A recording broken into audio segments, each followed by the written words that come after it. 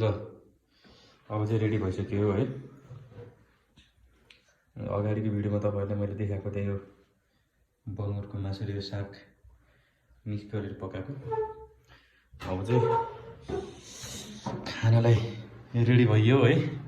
अचार खै अचार नम्बर छ अहिले यसरी सारो खै टुङ्गुको यता सलाद एउटा लेमन लिउँ, सलाद लिउँ। त्यहाँ बस्नु जानु सलाद त्यहाँ बस्नु न, त्यो चिर अलिकति पछाडि सानो टुङ्गो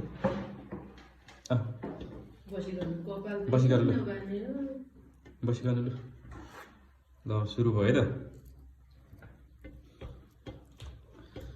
फर्स्ट बाइट यही पिसबाट आनु है त। बस्नु न, लु